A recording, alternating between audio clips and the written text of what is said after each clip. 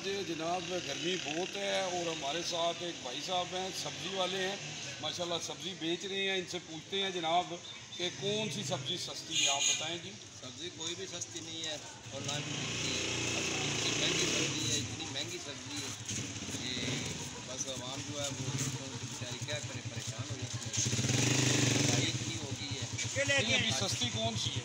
इसमें कोई सब्ज़ी भी सस्ती नहीं है, सब सब्ज़ी महंगी है। 100 से ऊपर है, नीचे कोई भी नहीं है। कोई 200 है, कोई 250 है। नहीं, सबसे सस्ती वाली बताएं ना।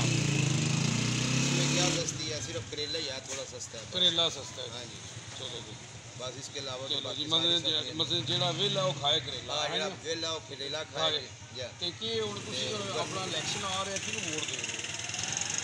ਅਸੀਂ ਤਾਂ ਮੈਂ ਤਾਂ ਅਕਸਰ ਵੀ ਨਾ ਦਈਏ ਕੋਈ ਐਸਾ ਨਹੀਂ, ਬੰਦਾ ਵੋਟ ਤਾਂ ਦੇਣੀ ਹੈ ਨਾ, ਲਾ ਲਿਓ ਵੋਟ। ਇਤਜਾਜ ਕਰਕੇ ਆਵੇ ਜਿਹੜਾ ਬਗੈਰ ਵੋਟਾਂ ਤੋਂ ਇਹਨਾਂ ਨੂੰ ਸਾਰਿਆਂ ਜਿਹੜਾ ਆਵੇ ਵੋਟ ਲੈਣ ਨੂੰ ਲਿੱਤਰ ਲਾਓ ਜੀ। ਮੇਰਾ ਤੇ ਇਹ ਪ੍ਰੋਗਰਾਮ ਕਿ ਕੋਈ ਇਤਜਾਜ ਵਾਲਾ ਬੰਦਾ ਆਵੇ ਉਹ ਕਿਸੇ ਕੋਲ ਜਾਂ ਇੱਧਰ ਆਓ, ਇੱਥੇ ਬੋਲੋ, ਉੱਥੇ ਤਾਂ ਨਾ ਇਹ ਆਵਾਜ਼ ਜਾਂਦੀ ਹੈ ਕਿਸੇ ਕੋਲ ਵੀ ਵੋਟ ਨਾ ਲਵੇ ਤੇ ਉਹ ਇਤਜਾਜ ਕਰਕੇ ਤੇ ਸਾਰਿਆਂ ਤੋਂ ਕਰਕੇ ਜਿਹੜਾ ਇਹਨਾਂ ਵੋਟ ਸਾਰਿਆਂ ਨੂੰ ਮੰਗਣਾ ਹੈ ਉਸ ਨੂੰ ਲਾਓ ਲਿੱਤਰ। जी। अस्सलाम वालेकुम जी। जी वाले जनाब अपना तारुफ करो जी। मैं यहाँ पे सब्जी लेने आए हैं, ये मेरा घर है। जी तो ये पूछने लगा हूँ मैं इनसे सब्जी का कि सब्जी कौन सी सस्ती है। तो क्यों भाई भैया बताएं कि सब्जी नहीं दसिया जनाब ने करेले सस्ते हैं। करेले अभी सिर्फ करेले क्या करे, एक बंदा करेले खाने के लिए भी करेले भी थोड़ा ਵਿੱਚ ਗੋਸ਼ਤ ਪਾਉਣ ਦੀ ਲੋੜ ਹੈ, ਫਿਰ ਕਰੇਲੇ ਗਾਲੀ ਲੱਗਦੀ खाली करेले ਜਾਂ ਪਿਆਜ਼ ਕਰੇਲੇ ਪਕਾ ਲਈ। ਪਿਆਜ਼ ਕੇ ਭਾਅ ਜੀ? ਪਿਆਜ਼ ਜਿਹੜਾ ਉਹ 60 ਰੁਪਏ ਕਿਲੋ ਹੈ ਜੀ, ਪਿਆਜ਼ ਵੀ 60 ਰੁਪਏ ਉਹ ਮੰਡੀ ਵਿੱਚ ਹੈ। ਲੇਕਿਨ ਤੇ ਸ਼ਾਹ ਜੀ ਕੇ ਫਿਰ ਅੱਜ ਕੇ ਪਕਾਓਗੇ ਤੁਸੀਂ?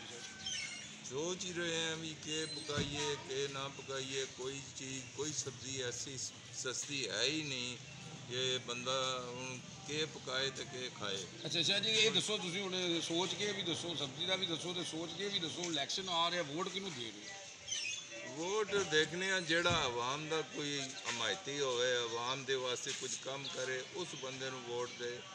ਬੰਦਾ ਵਰਨਾ ਕਿਸੇ ਨੂੰ ਵੋਟ ਦੇਣ ਦਾ ਕੋਈ ਮਕਸਦ ਨਹੀਂ ਹੈ। ਜੀ ਮਾਸ਼ਾਅੱਲਾ ਜੀ, ਬਹੁਤ ਜ਼ਬਰਦਸਤ ਕੀਤੀ ਹੈ ਇਹਨਾਂ ਕਿਹਾ ਕਿ ਵੋਟ ਉਹਨੂੰ ਦੇਣੀ ਚਾਹੀਦੀ ਹੈ ਜਿਹੜਾ ਆਵਾਮ ਦਾ ਕੰਮ ਕਰੇ ਔਰ ਸਾਨੂੰ ਬੜਾ ਸੋਚ ਸਮਝ ਕੇ ਵੋਟ ਇਸਤੇਮਾਲ ਕਰਨਾ ਚਾਹੀਦਾ ਹੈ ਜਿਹੜਾ ਸਾਡੇ ਹੱਕ 'ਚ ਬਿਹਤਰ ਹੈ। UG ਨਿਊਜ਼ ਜਾਵਾ ਜੀ ਜੇਲ੍ਹ।